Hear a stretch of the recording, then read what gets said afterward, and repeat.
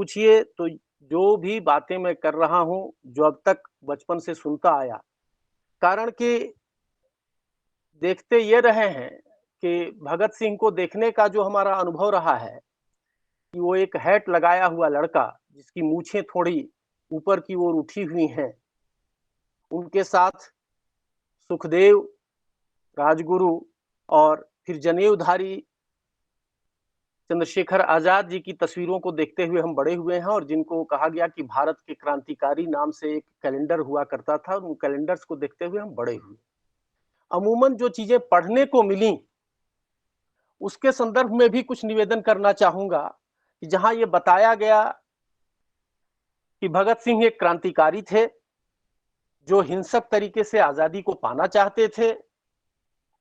उनका जन्म पंजाब में 28 सितंबर 1907 को हुआ था। उन्होंने एक अंग्रेज अधिकारी सैंडर्स की हत्या की थी, सेंट्रल असेंबली में बम फेंकने जैसी घटनाओं को अंजाम दिया। उन्हें 23 मार्च 1931 को सुखदेव और राजगुरु के साथ फांसी दे दी गई और गांधी जी ने उन्हें बचाने का कोई प्रयास नहीं किया। उनका नारा था इंकलाब जिंदाबाद। ये मोटा माटी जानकारी दी जाती रही, जो विद्यार्थी जब हम लोग छठी सातवीं कक्षा में थे और जब भारतीय इतिहास से परिचय कराया जा रहा था और खास करके उसमें स्वतंत्रता आंदोलन से जब परिचित कराने की कोशिशें हुई थी, उन कोशिशों के बरक्स देखते हैं तो ये जानकारियां दी जाती थी और इसके अलावा कुछ नहीं। और जहां भी भगत सिंह को देखें और खास करके उसके बाद से हम लोग देखें तो भगत सिंह को बम और पिस्तौल इसके माध्यम से ज्यादा दिखाने की कोशिश हुई और यही वजह रही कि भगत सिंह की जो स्वीकार्यता रही, वो स्वीकार्यता जिस रूप में रही उसी हिसाब से लोग अस्वीकार करने के लिए भी उतावले रहे। लेकिन जैसे जैसे थोड़े हम बड़े होते हैं और कुछ जो संगति बनती है, उस संगति के फलस्वरूप जो स्थितियां निर्मित होती हैं, उन स्थितियों के बरक्स जब भगत सिंह को जानना शुरू करते हैं और खास करके जब उनकी जन्म शताब्दी आती है 2007 में, उस दौर में जब देखना शुरू करते हैं और उसके पहले आप देखें तो यूं तो उनसे जुड़े हुए साहित्य प्रकाशित हो ही रहे थे, उनका लिखा हुआ सब कुछ प्रकाशित हो ही रहा था। लेकिन उस उन प्रकाशनों के बीच में जो एक छवि उभर कर आई, उससे जो लगा कि भगत सिंह पढ़ाई लिखाई और आजादी तथा बराबरी की लड़ाई में एक समानुपातिक ढंग से भागीदार होते हैं, उसकी भागीदारी को अंजाम देते हैं। भगत सिंह को सिर्फ बम और पिस्तौल के आलोक में यदि देखा जाए तो कहीं न कहीं उनको सीमाओं में बांधने का एक प्रयास हम सब करते हैं और यह प्रयास जो है वह उनके साथ अन्याय के रूप में तब्दील हो जाता है।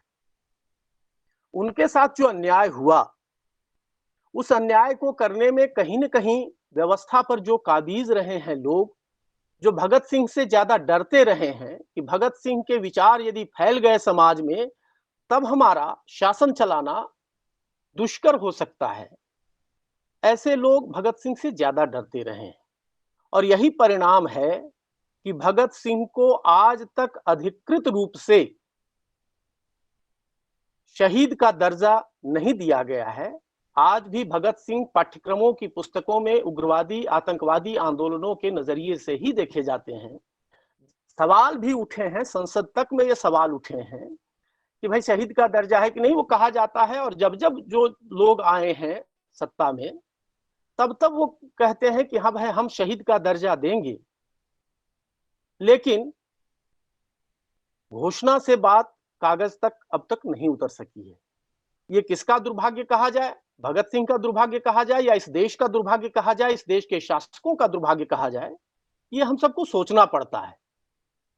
क्योंकि आजादी की लड़ाई यदि हम देखें, मैं झारखंड राज्य का निवासी हूं और यहीं रोजी रोटी का जुगाड़ भी हुआ है।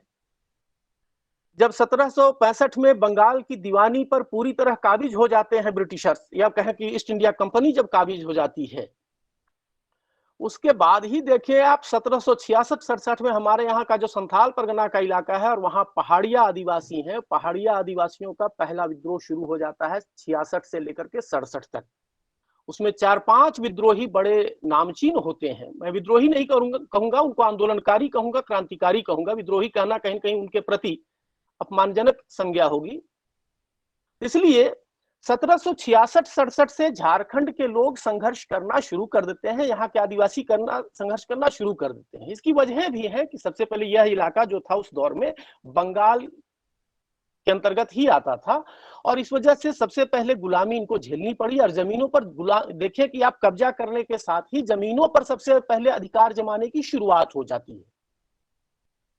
और यहां यह भी ध्यान दिए जाने की जरूरत है कि जो स्वतंत्र चेता समुदाय है अब तक हमारे यहाँ और जिनके संघर्ष अब तक जारी हैं, उनमें आदिवासियों की गिनती सबसे आगे होती है।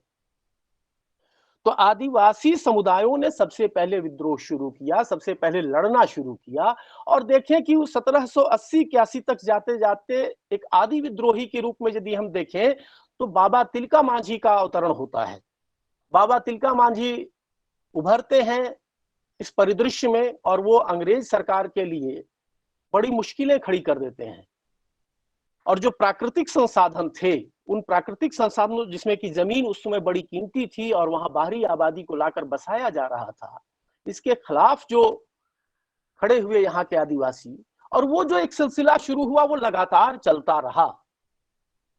हम देखें कि फिर उसके बाद 65-66 के बाद 1857 में एक पूरे देश, एक अखिल भारतीय स्तर पर और खास करके उत्तर भारत में देखें तो आजादी के दीवाने आगे बढ़ते हैं कि वो देश को आजाद कराया जाए, लेकिन उस दौर की कुछ अपनी सीमाएं होती हैं और उन सीमाओं की वजह से सफलता हाथ नहीं लगती है। लेकिन हम देखें, मैं जिस झारखंड की बात कर रहा हूं उस झारखंड में 1766 से लेकर के 1857 तक लगातार विद्रोह होते रहे हैं। और उसमें यह भी मैं थोड़ा सा ध्यान आकर्षित करना चाहूंगा कि 1831-32 में वीर बुधू भगत नाम के एक आदमी जो कि रांची के ही नजदीक शिलागाई में रहते थे, उन्होंने लगभग अपने 250 परिजनों के साथ अपनी शहादत दी। और फिर उसके बाद 1855 से लेकर के 56 तक लगभग 1.5-2 साल तक संतालों का विद्रोह चलता रहा। और इस दरमियान भुइयां विद्रोह से लेकर के कई विद्रोह जो रहे 1857 के पहले भी झारखंड में होते रहे। और फिर जो एक बड़ा नाम आता है वो बिरसा मुंडा जी का आता है, जो कि 1875 से लेकर के 1900 में ईस्वी में जिनकी शहादत होती है। ये सारे इतिहास में ऐसे पुरुष बनते हैं और आदिवासियों ने अपनी भूमिका इस रूप में अदा की। लेकिन इसी के बरक्स आप देखें कि 1857 में जब विफलता मिलती है तब लोग सक्रिय होते हैं और फिर एक आत्मालोचन की प्रक्रिया से गुजरते हैं हुए वो फिर से सोचना शुरू करते हैं कि आखिर हम करें तो क्या करें, हमसे कहाँ गलतियां हुई हैं, कहाँ चूकें हुई हैं, उन चूकों को कैसे दूर करें और फिर आजादी की जो स्थितियां हैं उनका निर्माण करें, जनता को उसके लिए जगाएं। और इस क्रम में बहुत सारे लोग आते हैं। हम लोगों को यह भी ध्यान में रखना चाहिए कि जो आजादी के लिए जो एक मानसिक तैयारी की आवश्यकता होती है, उस तैयारी में भी कई लोग योगदान दे रहे होते हैं। और उनमें दादा भाई नौरोजी का नाम हम लोग सब जानते हैं कि जिन्होंने भारत की आर्थिक जो दुर्वस्था थी, जिसके लिए जवाबदेह उन्होंने अंग्रेजी शासन को ठहराया था, उससे जो वो ड्रेन ऑफ वेल्थ की जो थियोरी उन्होंने दी थी, उन सारी थ्योरियों ने, और फिर मैं पुनः झारखंड के एक व्यक्ति का नाम आप सबके सामने रखना चाहूंगा, और वो नाम है सखाराम गणेश देउस्कर का, जिन्होंने देशेर कथा, जिसका कि देश की बात के नाम से अनुवाद भी हुआ है और फिर मैनेजर पांडे की लंबी भूमिका के साथ जिसका प्रकाशन भी हुआ है, उसका प्रकाशन हुआ। और इन सब परिस्थितियों में आप देखें कि 1907 ईस्वी में भगत सिंह का जन्म होता है और 1907 ही वो साल है जब भगत सिंह के चाचा सरदार अजीत सिंह पगड़ी संभाल डट्टा आंदोलन चलाते हैं जो कि किसानों का आंदोलन होता है, और कहीं न कहीं वो आजादी के आंदोलन से, कारण कि किसान, मजदूर सबके प्रति जो एक अन्याय का वातावरण निर्मित हो गया था, अन्याय की स्थितियां अंग्रेज सरकार ने निर्मित कर दी थी, उसको लेकर के पंजाब, बंगाल और महाराष्ट्र जैसे जो राज्य थे, ये ज्यादा सक्रिय थे इनका विरोध करने में। हालांकि उसमें ये नाम छूट जाता है, जो कि हमारे जो मुख्य धारा के इतिहासकार हैं उनकी एक सीमा कही जा सकती है इसको। हम इसको किसी और नजरिए से देखना पसंद नहीं करेंगे, कारण कि कई दफा लोग ये कहते हैं कि जानबूझकर उपेक्षा की गई है। मैं जानबूझकर की उपेक्षा की बात नहीं कर सकता हूं, लेकिन एक यहाँ की एक दृष्टि की सीमा रही है जिसकी वजहों से बहुत सारी जगहों के जो आंदोलन है वो सामने नहीं आ पाए हैं, और खास करके जो यहाँ की जो हाशिए के समुदाय रहे हैं, जिनमें दलितों, आदिवासियों की भूमिका महत्वपूर्ण रही है, उनके जो नायक रहे हैं वो उस रूप में सामने नहीं आ सके हैं। लेकिन 1907 में जब भगत सिंह का जन्म होता है, उस दौर में ही आप देखिए कि कैसे ये कहा जाता है कि उनके चाचा जो निर्वासित कर दिए गए थे बर्मा के लिए, पिताजी उनके नेपाल में गिरफ्तार किए गए थे, एक और चाचा जो थे उनके, वो भी स्वतंत्रता आंदोलन में भाग लेने की वजह से जेल में थे। और संयोग ऐसा होता है कि 1907 में सितंबर में जन्म होता है भगत सिंह का, और अक्टूबर नवंबर से घर में अच्छी खबरें आना शुरू हो जाती हैं। और वो अच्छी खबरें आती हैं कि चाचा का निर्वासित जीवन समाप्त हो जाता है, वो भारत लौट आते हैं। पिताजी को भी जो गिरफ्तार किया गया था उनको भी मुक्ति मिल जाती है, और एक और चाचा जो थे उनको भी मुक्त कर दिया जाता है। इस वजह से उनकी दादी जो है वो उन्हें भागा वाला कहती हैं, यानी भाग्यशाली कहती हैं। तो ये स्थिति निर्मित होती है कि एक बच्चे का जन्म होता है, और जब वो ऐसी बातें उसके साथ घटित होने लगती हैं तो एक उम्मीद बनती है कि यह बच्चा कुछ अलग है, और वो उसका अलगपना जो है वो बाद में कैसे दिखता है। और हम लोग सचमुच देखते हैं कि मात्र जिस व्यक्ति को 23 साल 5 महीने और 26 दिन की आयु मिली, मात्र इतने वर्षों में जब सच पूछिए, आज जब हम लोग देखते हैं अपने विद्यार्थियों का या अपने अतीत का मूल्यांकन करते हैं, तो उस दौर में लगता है कि बहुत सारी चीजों के बारे में सुन तक नहीं पाए थे, जान तक नहीं पाए थे। और उस दौर में वह व्यक्ति इतना कुछ पढ़ लिख चुका होता है और इतना कुछ वो लड़ चुका होता है कि जिससे ईर्ष्या होती है कि कैसे आखिर उस व्यक्ति ने ऐसा कुछ किया। और इस संदर्भ में देखें कि जो उस दौर में ये बात चलती है, और वो उस शेर को जो बार बार दोहराते थे उस दौर में लोग, कि भाई उन्हें यह फिक्र है हरदम, नई तर्जे जफा क्या है, हमें यह शौक है, देखें सितम की इंतहा क्या है, दहर से क्यों खफा रहें, चरख का क्या गिला करें, सारा जहां अदू सही, आओ मुकाबला करें। जब सारा जहां दुश्मनी निभाने पे लगा हुआ हो, और तब यदि भगत सिंह और उनके साथी मुकाबला करने के लिए तैयार हो जाते हैं, यह मामूली साहस की बात नहीं है। यह ऐसे साहसी लोग जो रहे हैं, उन्होंने आजादी के आंदोलन को जो गति प्रदान की, और उस गति से जो कुछ हासिल हुआ, उसका फल हम सब आज खा रहे हैं, उसको भोग रहे हैं।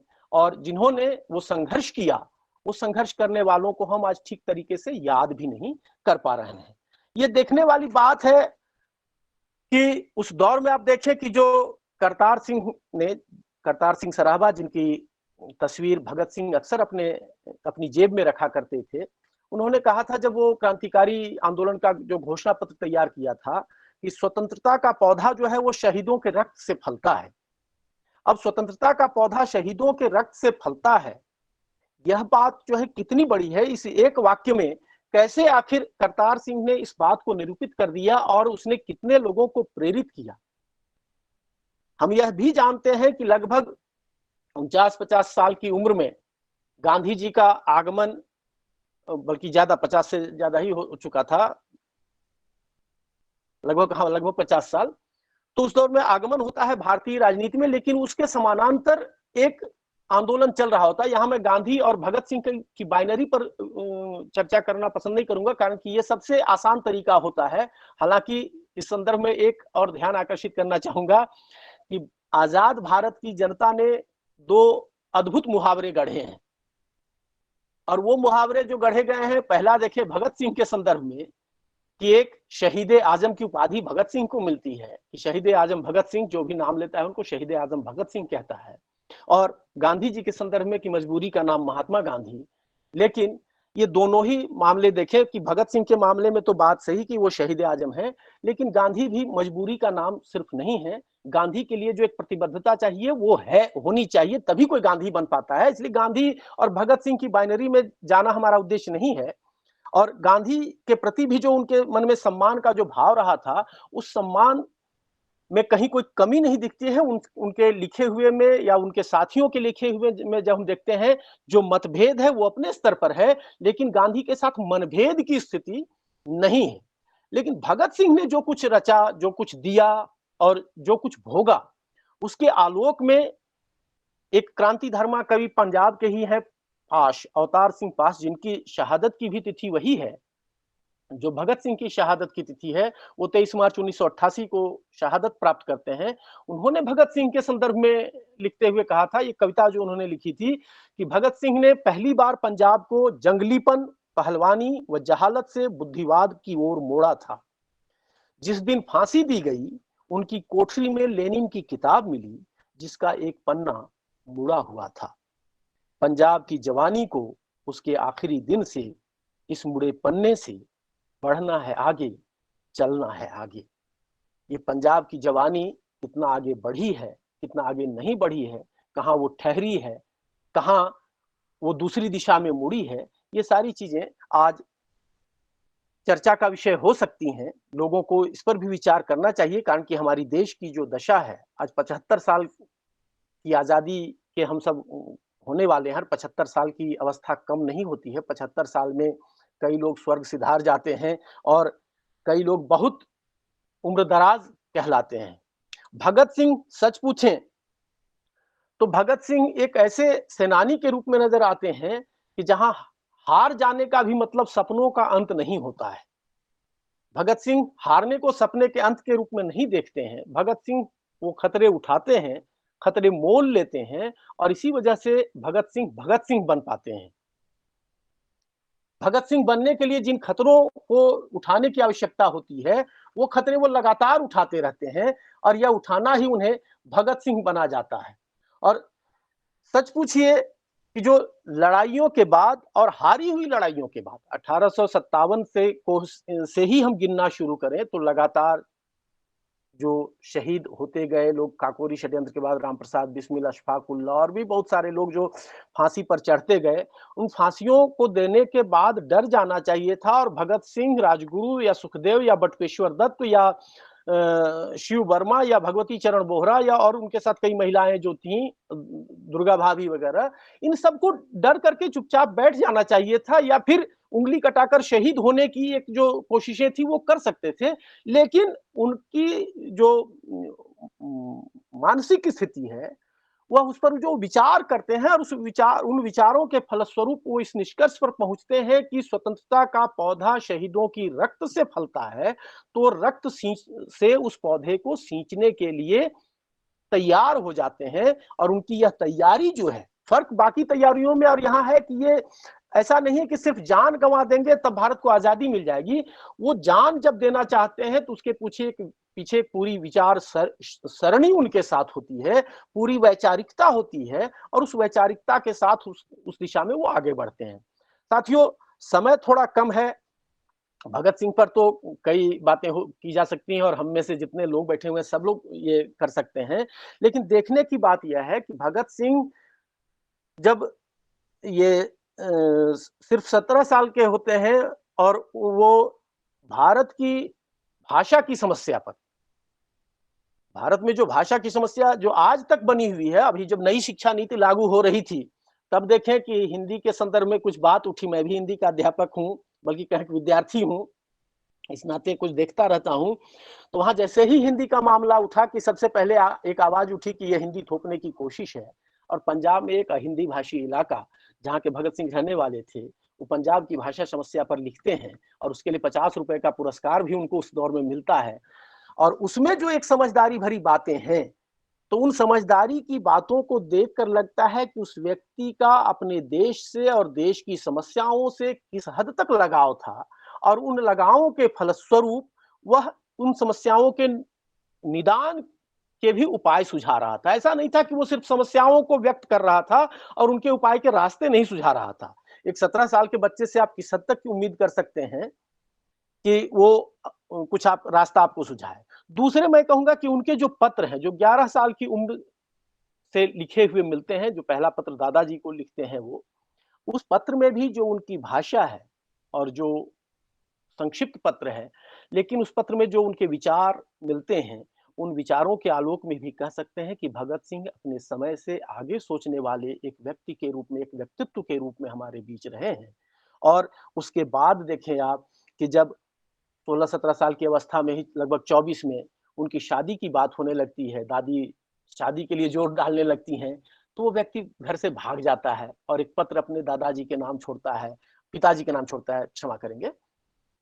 और जहां वो कहता है कि मेरे दादाजी ने मुझको वक्फ कर दिया था देश की आजादी के लिए, तो मैं उसी जो दान उन्होंने किया था, उसी दायित्व का निर्वाह करने जा रहा हूं।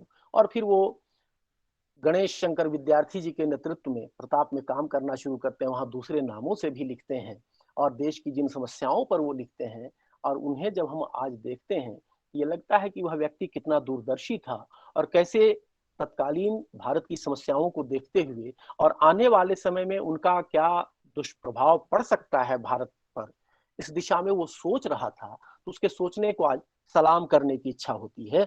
और यहाँ यह भी देखें कि जब भगत सिंह ये कहते हैं कि मेरी जिंदगी में मकसद आला जो है वो आजादी ये हिंद है, और आजादी ये हिंद जो है, तो वह टूटी फूटी आजादी नहीं चाहते हैं, वो चाहते हैं कि एकीकृत आजादी मिले। और दुर्भाग्य हमारा ये रहा कि भगत सिंह की शहादत के 16 वर्षों के बाद जो आजादी मिलती है, वह हमें टुकड़ों में मिलती है और उसका दंश हम आज तक झेल रहे हैं। हालांकि भगत सिंह एक साथ दो दो देश की जनता के प्यारे हैं। पाकिस्तान में भी अभी वो सम कुरैशी हैं, वकील इम्तियाज कुरैशी कुछ नाम है, और एक राशिद कुरैशी जो जिन्होंने लाहौर हाई कोर्ट में एक मामला दायर किया है कि भगत सिंह को निर्दोष घोषित किया जाए, कारण कि भगत सिंह को फांसी मिली थी सैंडर्स की हत्या के मामले में। और उसमें बताते हैं कि उस एफआईआर में उनका नाम तक नहीं है। जहां एफआईआर में नाम नहीं है, उसके बावजूद यदि उसको फांसी दे दी गई है, तो फिर ये सोचने की बात है कि आखिर ऐसा हुआ तो कैसे हुआ। दूसरे की भगत सिंह की जो विचार यात्रा रही है, मात्र मैं अब 2 मिनट ले रहा हूं और फिर ये खत्म कर रहा हूं, कारण कि आप लोग का जो निर्धारित समय था वो लगभग पूरा होने के कगार पर है। तो ये भगत सिंह ने जो एक विचार यात्रा पूरी की थी, और उनको जो जानने वाले लोग हैं वो ये कहते हैं कि भगत सिंह किताबों को पढ़ते नहीं थे बल्कि निगलते थे।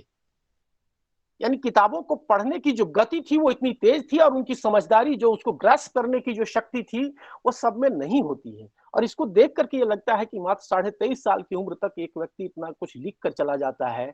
वो योजनाएं भी बनाता है कि क्रांतिकारी गतिविधियों को कैसे आगे बढ़ाना है। दूसरे जिस राष्ट्रवाद की बात की जाती है, वहां उस राष्ट्रवाद के मुकाबले देखें, यह विचार क्रांतिकारियों के सामने आता है कि हम लोग विदेश जाकर धन इकट्ठा करें। और भगत सिंह की राष्ट्र के प्रति ये निष्ठा और जो राष्ट्रवाद के प्रति जो निष्ठा है, उस निष्ठा का दर्शन होता है कि वो विदेश जाने से इनकार भी कर देते हैं।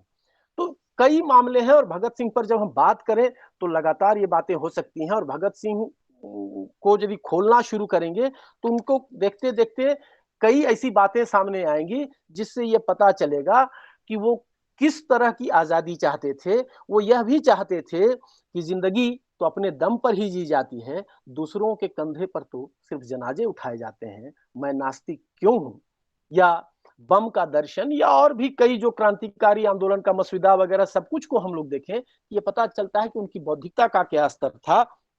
और भगत सिंह के संदर्भ में यह भी कहेंगे कि भगत सिंह संभावनाओं के जननायक आज भी बने हुए हैं।